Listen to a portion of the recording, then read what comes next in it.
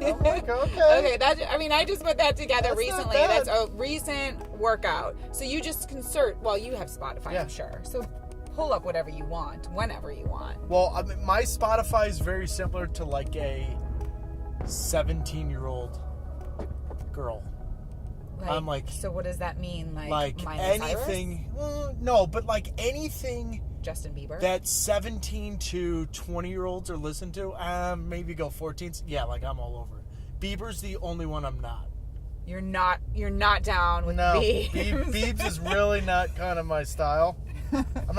Listen, if he was sitting in the car, I would lie to him and tell him he's got good music. Yeah, you'd start singing Despacito. Actually, in fairness, I'm completely lying. I think I have three Bieber songs on my playlist. You want to know why? Because of everything he's doing with DJ Khalid. Yes, exactly.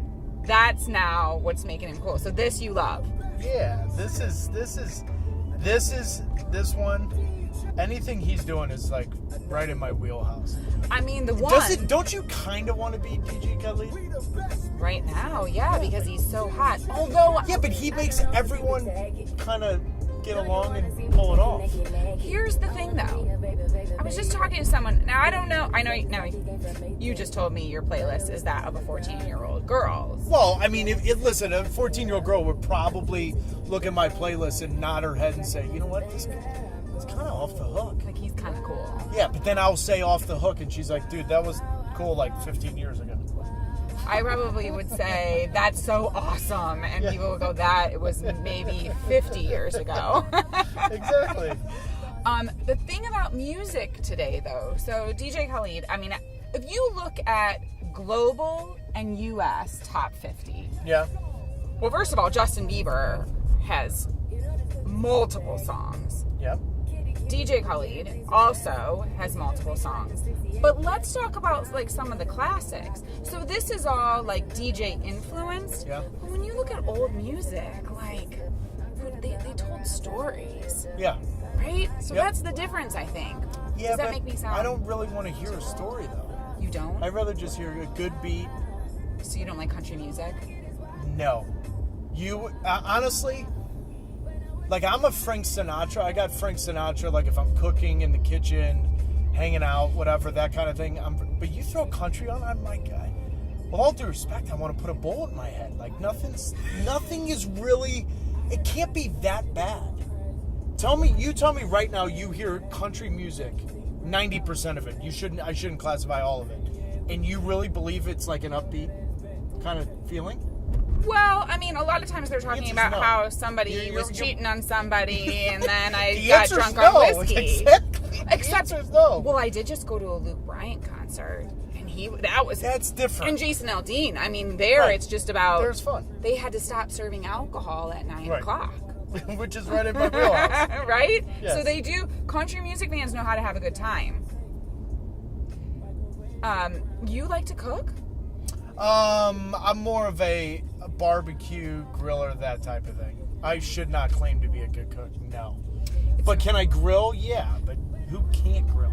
Is that just part of being a man, though, is being a good griller? Yeah, but do I come across as like your prototypical man? Well, I mean, No. yeah. The answer's no.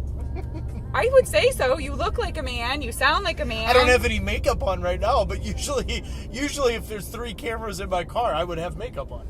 But that's because when you're in the broadcast booth or you're on air, you have to wear some makeup and put some powder on. True. Well, I mean, do you just do powder or are you doing like eyeliner and stuff? Oh, I don't know. I go as minimum as possible. Did you ever think that would happen? Like No. back when you were playing soccer, that one day you'd be the guy putting on a suit and wearing makeup? Put it this way. The answer is no. But now it's even more so and a little bit more disturbing that I'm actually an expert on certain types of makeup. Like I could go into Sephora probably and be like, no, you don't want that shade. No, I would go with the HD version. No. That's where you're like, okay, maybe we need to have a conversation with myself and maybe not tell a lot of people that, but at least I just told the entire world. So what you're saying is that you have the MAC Cosmetics broadcaster 100%. discount. 100%. I was having a conversation with my mom and sister. This is like a month ago, and they were talking about it, and I innately just said something, and then I really, like, you know, when you're looking down and you said it, and my dad's in the room, my brother's in the room, and my brother-in-law, and I'm sitting there going, oh my God, did I just say that out loud? I actually, a friend of mine told me, it was so embarrassing because I like had a real comment about makeup. I'm like, dude, you need to check yourself. You just did it in front of your dad. Completely. Although he's kind of like, yeah, nothing surprises me anymore. Well, when was the first time that somebody said to you, what do you think about being a broadcaster? What do you think about going in front of the camera? It's a good question, actually. I hated the media when I played. Hated it. And what I mean by hated it, I didn't trust, one, myself. And two, I always was nervous that if I was my true self and I was going to give my real opinion, I was, one, either going to piss off one of my teammates. Yeah. Or more importantly, bulletin board material for the other team. And then my team's looking at me going like, really, dude? Like, what are you doing? So I was referred to in a lot of ways as the Bull Durham. I gave every cliche. Every interview I gave, I was like, I don't even know what I'm having for dinner tomorrow. Like, every cliche, I gave it. You were the guy that today you would have hated interviewing. 100%. Are you kidding me? Yeah. Now I look at him, but no one explained to me the power of it. You also got to remember, I retired. My injury was in 2009, and I'm sure we'll get into that. Yeah. But my injury was in 2009. I ended up retiring at the end of 2010. But actually, my injury was 2008. Anyways, that's besides the point. That media was different. There was no Twitter. There was no Instagram. There's no Snapchat. There's no GoPros. None of that was there. Mm-hmm. I think I actually believe this. I would have been different nowadays. Because now someone would explain to me, one, the power of the media, and two, it opens doors for you if maybe you're a little bit more open on Instagram or a little bit more open on Snapchat. But I also think it kind of has hurt I don't know what the word I'm looking for, maybe camaraderie in a locker room, because now everyone's sitting there. Well, look at everyone in general. Everyone's on their phone. Right. You know what I mean? Like, you're walking across the street and I've been guilty of it. Yeah, I mean, but you're just sit there and you're like, God, why is this really what we're doing? And the pressure that comes with now being a broadcaster, you're not just thinking about what am I saying in front of the camera. You're being asked to snap about it, Instagram Completely. About it, tweet about it. I didn't have Facebook. To your point, I did not have Facebook, and I did not have Instagram, did not have Snapchat. And when I was hired at ESPN, they were like, you need Facebook. And I was like, no, I don't want Facebook. I don't want to live in the past. I don't want any of that. One, because it's addicting, and two, it's just like you end up living through these past things, and it just kind of bothers me. That was 2011, so obviously things have changed, but it's so weird. You go to a bar, what bothers I love banter. I love going to a bar. I love going to restaurants. I love having some fun with people. I'm a little bit of a prankster, that kind of thing. You got to be so careful now. Like, you can't even, if I went to a bar these days and had 4, 5, 6, 7 drinks, I would never do that now unless I know I'm completely secure in my surroundings and that everyone, otherwise all it takes is like one tweet, it goes the wrong way, and you're sitting there going, well, that's kind of ridiculous. Now the other part is people will tell me, well, you can't live that way, but you want to be safe. You kind of want to be careful. Well, the thing is, I think of a time when I couldn't be recorded every move I made, and I've had if somebody had a camera on me during like the dumbest thing I've ever said, and then it was blasted everywhere, and you become judged for that one stupid move or like just or overreaction or sentence that you might say, then you're blasted for it. I don't know how, today. and thankfully I don't have to, but I don't know how people date these days, because that is like, if Tinder, that's what it's called, and all that stuff was around Tinder and Bumble. I mean, like, you guys, I don't know. I'm so confused. Are you supposed to swipe right? I don't do it. Right? Well, in right fairness, I have a couple friends that do, and it's totally normal. But my mindset of going back in, like, you know, when I was single and doing that, you're sitting there going, wait a minute, there's no way I would do this. Right. Well, and or that's... I would, but I would get in trouble. trouble. Or do you feel like you're traditional that way? I just like a little privacy. I think people deserve it. I think it's almost impossible now to have any privacy.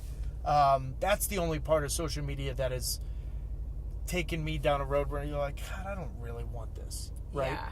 But on the other hand, it's opened up many doors. I've met many people, you know, Mercedes-Benz of Burlington is one of those examples. You know, I've met a bunch of people like that because of social media and because of me being engaging on social media and whatnot. It's just, sometimes you just want to go to dinner and not have to do anything. Just or talk with the about person who you're with. Exactly. But back to how you ended up in broadcasting and somebody saying to you, so listen, I think you'd be good at this. Yeah, it's a great, real good friend of mine. Tom McNeely was at ESPN for years. And we had probably 400, 500 beers in our past because he was in Boston a lot doing ESPN stuff. This was not in one night, we want to say. Not in one night. Well, one of them might have been. But to make a long story short, I enjoyed Tom so much as I never asked what he did. He just said he was in television. So he reaches out to me. This is during the 2010 World Cup, and he says, you know, the word's getting out that you are being forced to retire due to concussions. And I said, yeah, Tom, I'm not going to tell a lot of people right now. I'm trying to get my bearings. He goes, no, I think you should try media. He goes, the amount of times we've hung out, he goes, I think you could be good at it. And I laughed. I said, Tom, you are out of your coconut. There is no chance that one, I'd be good at it, or two, I would enjoy it. And I couldn't have been more wrong about enjoying it. You know, I'm still a work in progress. The one thing I love about broadcasting is every single game, and I've been doing it now for 6 years, I still learn something. 1, about myself. 2, about the game. 3, about the art of television and what to do. But I think Tom and Haley ever. This is what you have that can't be taught, and this is why you're great at it. Because you're honest, you're a storyteller, you do have opinions, and when you can speak freely that way, I feel like that resonates with a viewer rather than somebody who's so guarded and so controlled. You can't bullshit. No, you cannot. You can't. People don't like it. No, they read right through it, especially to your point in my sport. You know, maybe 6, 7, 10 years ago, you could get away with it, but our sport is it's so viewable now. I can watch any game in the world, whether it's on my computer or on the internet or even on television. So I can't tell the viewer something about soccer, about the sport. But it is an interesting time of the media, though, because I do feel like the more brash you are and the more random hot takes you have, you get a little bit of recognition. But on the other hand, my money's on the viewer, my money's on the consumer. They read right through it if they know you're lying. I think so too. And to speak to that, I mean, that's just the climate of maybe just our country. I don't know if it's the world, but definitely of our country now, to just say whatever you think and say whatever you want. But when you're true to yourself, that's when you can be at peace with what comes out of your mouth and viewers connect with you. To your point as well, Boston shaped me. Boston's been a huge part of my life. After September 11th, I had to make a decision. I was playing in Germany. The last team I wanted to go to was in New England. I did not want to play for the New England Revolution. I wanted to go to L.A. Why? That was the team that wanted me. That was the coach that wanted me. And it was the best thing that ever happened to me. So many things in my life are because of living here. And the one thing I love about Boston people is you can't BS them. No. It doesn't matter who you are, what you do. If you start lying to them, if you start telling them something that's not true, they 100% flip a switch and they're coming right after you. And I love that. Yeah. Because it's made me more accountable. It's also made me more honest. But that's hard, though, because you have part of my issue in broadcasting was I was young, so a lot of the guys playing still in coaching I played with, right? Yes. I wonder about that. Okay, so then you know them, maybe you're friends with some of them, but then on the media side, you need to be impartial and actually give your opinion. So was that difficult for you to be really honest about players, coaches, personnel within the world of soccer when you knew them, and did you feel like you wanted to protect them a bit? No. And the only thing that helped me on that was I never changed. I'm not going to say that I didn't think about it, because I was like, wait a minute. There's going to be a moment here where one of my ex-teammates, friends, needs to be fired or let go as a coach, or needs to be benched, whatever that is. And I told myself, listen, they all know who you are. I would have said the truth in the locker room. I didn't really cover that up, right? But I had to work on how you message it. The one thing I promised myself, my family, and everyone else in the business is I'm not going to be the TMZ. You know, the amount of stuff off the field that I could tweet, that people would be, you know, whether it's nightclubs, any of that kind of thing, I'm not doing that. But anything that's within the sport and on the field, then I am. And that's, I'm not going to lie to you, though, and say that some of my ex-friends and ex-teammates and even current coaches will not call me or text me at 4 o'clock in the morning because they're mad or they're upset about it. But at least when they go to bed, they know I had no agenda. I'm just giving my opinion. So integrity is very important. Yeah, I want everyone else to know that they can reach out to me. You can call me, say, hey, you know what? I disagree with you. We can fight it out, slug it out, but then at the end of the phone call, you know, well, he was doing his job, and at least I'm open to it. Is it hard for you to say if you're wrong about something? No. No. It took me a while to get to that point, but this has nothing to do with broadcasting. I think just in general, you have this plan. We all do. We have this plan of what our life's going to be. My injury blew that up in 2 seconds. Yeah. And so it was a very humbling experience, but it also made you realize, you know what? It's if you're not self-deprecating, which I am, if you can't admit you're wrong, or you can't just be honest, both right and wrong, whatever that is, then what's the point of it all? Let's talk about the injury then. When that happened, everything changes in a moment for you.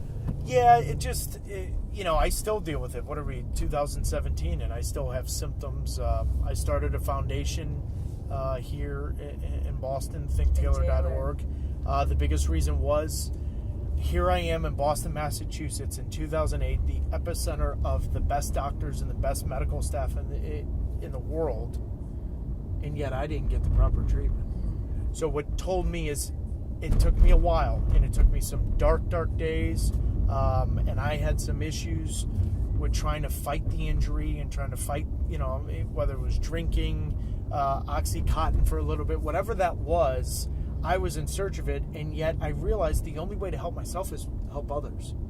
And a big part of that was, my family being a huge part of that, but a big part of it as well is the community of Boston. I was supposed to be on Newbury Street, Boston Marathon Day, and I got food poisoning. And and yet, look at our community in Boston, how everybody came together. It just was one of those days where you're like, you know what? This is my home. Not only did the city come together, but I felt like the country rallied around the city. That then became America. Boston became America's city when that happened. I agree completely. I know that the whole topic of concussions is just a huge passion of yours. If anything, do you kind of feel like that's maybe what you're meant to do? Like that all happened so that, you said you started ThinkTaylor.org, but that is about something bigger than you. No doubt about it. It has nothing to do with me. It's a weird feeling. It's a little overwhelming. If I was going to sit here, look in that camera, look at you and say that I enjoy every second of doing it, no, I don't. Because, one, I relive my life, I relive the injury, and I relive the symptoms, and sometimes I want to get away from it. However, there's also this burden and responsibility that if I don't tell the truth or tell my story, well, then I'm not really doing what I'm supposed to do. I really believe that for whatever reason, the universe was set up for me to have that injury. And now look at where we are in 2017, whether it's articles in New York Times, Washington Post, the NFL, girls in soccer, cheerleading, equestrian, whatever it is. It's the hottest talking point, I think, in our society right now. You go down to the White House, and I'm not name dropping, but you sit there, and in 2014, President Obama sat there and he asked me, I had like 20 seconds. And he goes, if you could change one thing, what would it be? And I looked at him, I said, well, with all due respect, President, everything's out of pocket. I don't care if you're Republican or Democrat. This is a societal problem. This isn't a football sport problem. Right. This is society. Because if you get a concussion skateboarding, every special doctor you see, it's actually out of pocket. Insurance doesn't cover it. And I'm not, and this is something that's happening to so many. It knows no age, right? Agreed. Well, you and I could be sitting here in the car, and someone stops on their brakes. You get a little whiplash. None of us hit our head, and then 2 days later, we're like, so it is. But it's not. It hasn't been easy to answer your question because some days I don't want to talk about it. Do you find that sometimes the symptoms affect you when you're on the air? Yes and no. I say yes because it usually comes after, and it's all from using my brain, taxing my brain. Broadcasting a game for two and a half hours. You're using a lot. You're doing a lot. Yes. But I've done a lot of homeopathic stuff, natural things. Omega-3 has really saved my life. I used to have to always wear sunglasses at all times. Now I don't have to. So there's certain things I've done. But yeah, like if you and I sat in this car for 2 hours and then I went and had to do Sports Center and then do a game the next day, I'm like, all right, I'm a little down. Yeah, you feel it, right? But I'm not where I was. And eventually I'm going to write a book and tell everyone because there is a way to beat this. It's not everyone commits suicide. I do believe there's a way to beat this. I just am looking for that final piece. Or taking drugs. Agreed. Completely. And I'm thankful I didn't do that long. It literally was just about a month. I was looking for something. I had the worst headache ever. And Guardian Angels, whatever it was, basically told me, you know what, dude, what are you doing? So I believe in that, too. Yeah. I believe in that. So with Think Taylor, what was the original goal and what has happened then since its inception that blows you away? The goal was to tell my story so others that were sitting in their house or the dark rooms that were all scared knew there was an example to get out. What's turned out to be is that kids are smart. And I say that it's such a simple statement, but it's very difficult for me to go into the Patriots locker room right now and try to talk to them about, because they're grown men. Yeah. But you talk to an 8, 9, 10, 11-year-old girl or boy playing soccer, skateboarding, biking, football, hockey, doesn't matter. If you tell them the truth, they're going to make better decisions. And what showed up for me was after I spoke, watching a training of an under 11 girls team, and someone got hit in the shoulder, and all the girls stopped and said, "Are you okay? Go sit down." That's it. Because I just want us to make better decisions. And what's weird about the topic is that we all know smoking causes cancer, yet people still smoke. Right. That's not what I'm saying. Just be honest. Right. Say, this is what happens if you don't treat a concussion the right way, don't see the right doctor. But if grown-ups 18 or plus are making the same decision, I mean, I can't stop everyone that smokes, but we know. The problem is right now is we're not being told the truth. And that's my biggest issue with the FIFAs of the world or the NFLs of the world. Just tell the truth. Just tell the truth. I think evolution will come, especially in my sport. I think you can still play soccer. Football's a difficult one. That's a tough, because if you take tackling out, what's the point of the sport? So, but I do believe people in general want more information, are going to make better decisions, and that's my job, just to inform them. I remember talking to an NFL player who played years ago say, like, we'd get knocked out. Somebody come over and go, how many fingers am I holding up? And they throw it like this. Oh, yeah, 3, I think. Okay, that's good. By the way, you could hold up 3 fingers in front of me right now and be like, I don't really know. The sun's kind of in my eyes. Right, I know. So I think that, I know that they're trying to make some progress, but I think it's interesting when you say the truth isn't being told. Did you watch the movie that came out with Will Smith, Concussion? No, I didn't. Yeah, no, I ended up watching it, but when it came out, I didn't. Yes. But I think that that whole storyline and that whole topic was really important for it to come out on the big screen, right? Because it gets people talking. What you are doing with your organization, it gets people talking. Yep. And when parents' children are being affected, that should really have long-term To your impact. point, it's the weirdest thing. The parents are the biggest problem. Really? The parents are the biggest problem. Because the kids, in my sport, and I only use my sport, but if you go to an under 10 boys or girls practice and you grab a ball and you throw it at them, they're human instincts to get out of the way. Right. Until mom and dad say, put your elbows up, open your eyes, and let it hit you in the head. And you sit there and go, wait a minute here. What are we really doing? Like, we can teach heading, with Nerf balls and techniques, Right. but these are 9, 10.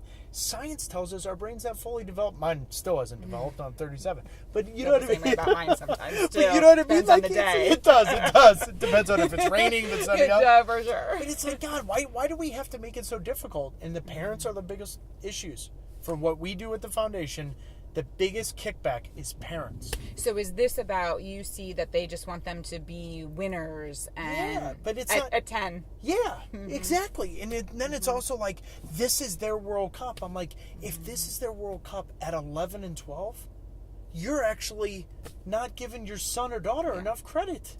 Good for you to speak out about it. Well, we've already established I don't have an issue speaking. No, but that's important because you, especially for a sport that you love, you clearly have so much passion about soccer. Yep. So you love the sport, you want the sport to do well, but you want it to be done in a way that is safe and healthy. Right, because not everyone's professionals. I mean, the percentage of athletes, it's stupid. But you will be shocked. I had 2 death threats.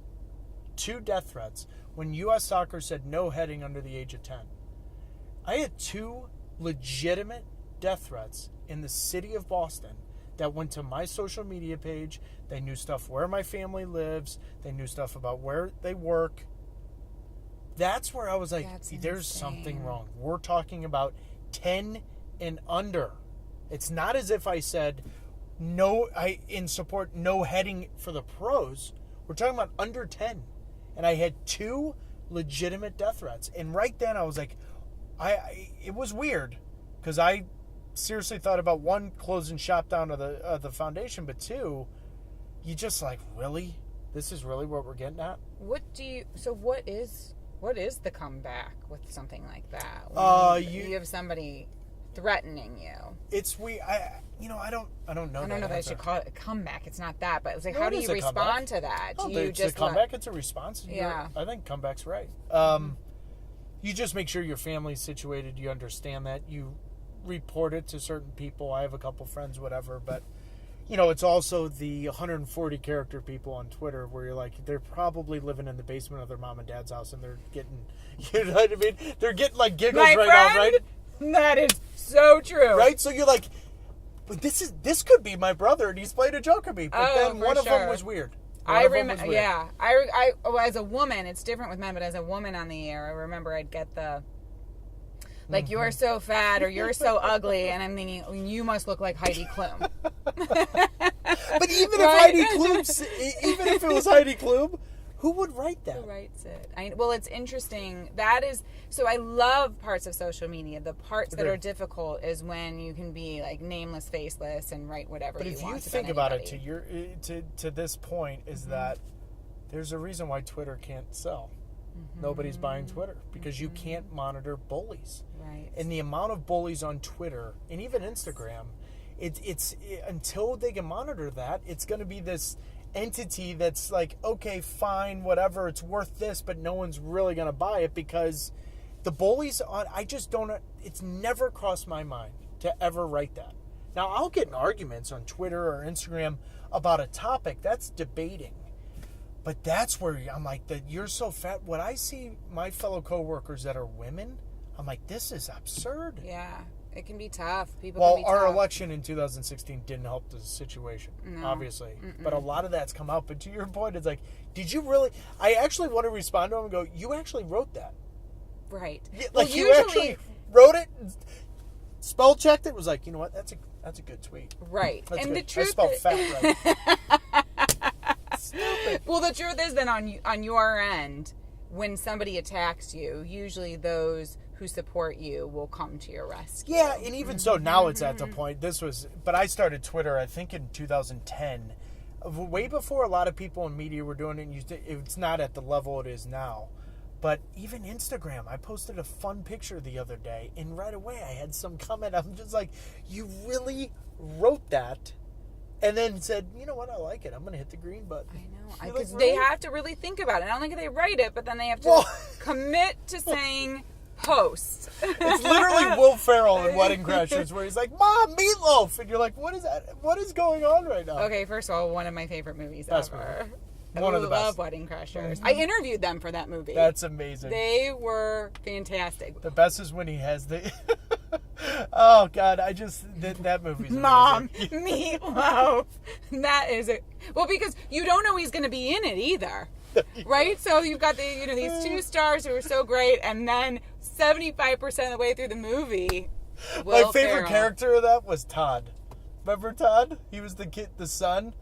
You remember it?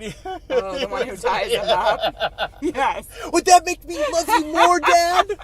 Are you good at quoting movies? No, because all of my friends that are watching this right now will say, yeah, he is, but it's like 4 movies. It's like 4 movies. Okay. I'm very limited on that. So it's must be all comedy then. Naturally, because who wants to quote like A Few Good Men?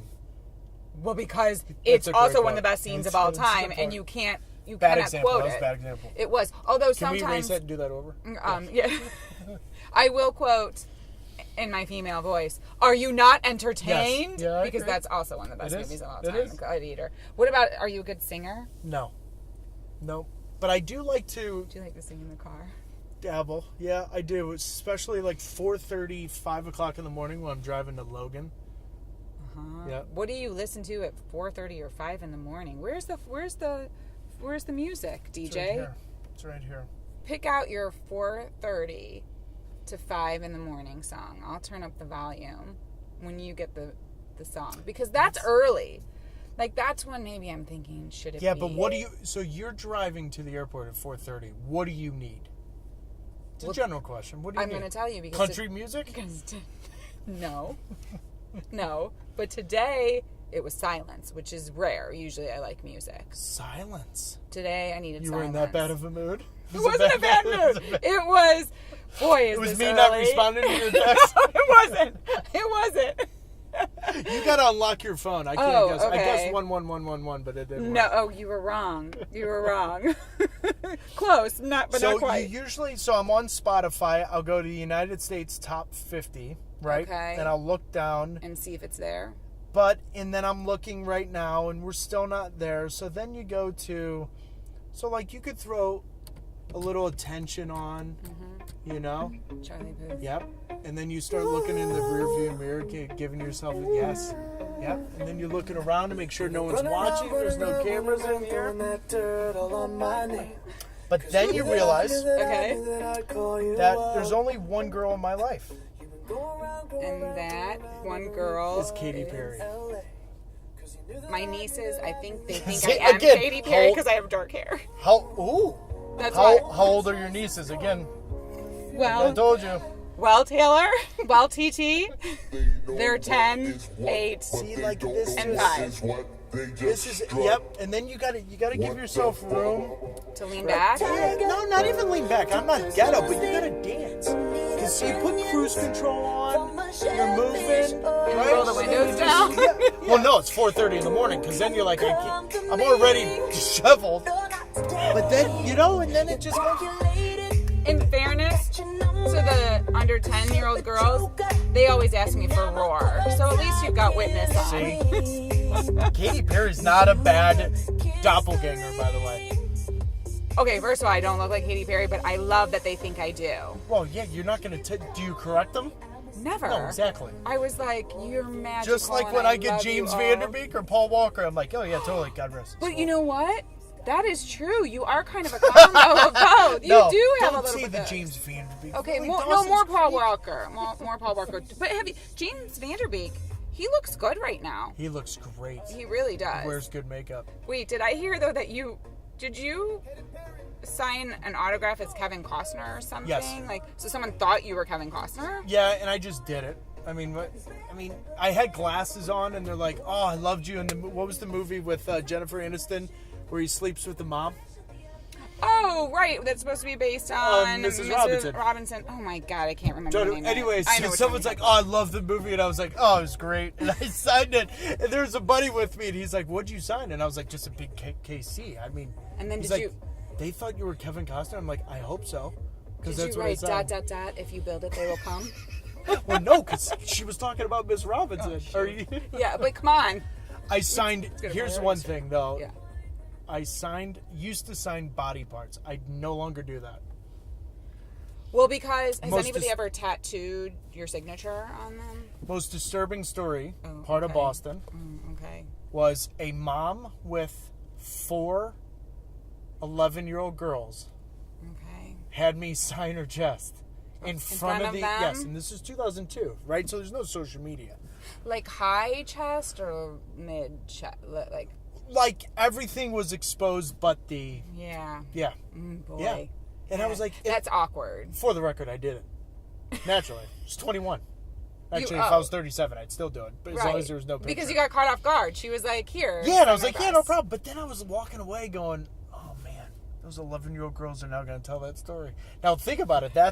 They're now 25, 26 years old, 27. So I'm sitting there going, they're probably telling this guy story on TV? exactly. He signed my mom's And all it takes is one of them. And I'll be like, no, there's no pictures, there's no evidence.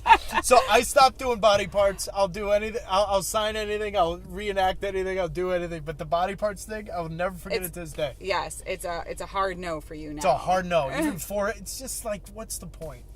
Well, I have to tell you, you are just so fun. Your coworkers must have a blast when they're with you. Ooh, I think it's in small doses. Really? I do. I think it's my nickname all growing up was Stifler.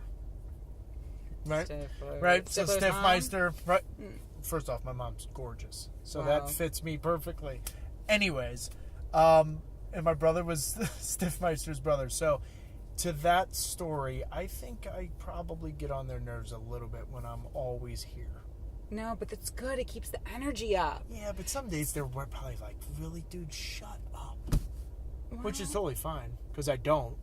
They don't want you to shut up. When you have a microphone on, you do. never want anyone to shut up. Yes, right? That's true. Because then you get the guy in the locker room who gives you the cliched response, and it's 3 sentences long. Or 3 words long. 3 words. It's like, I don't know. We're only as good as our last game. You're like, no, but that's not what you mean. This was fun. It was a blast. You're so wonderful. Thank you very much. Thank you so much. It was awesome.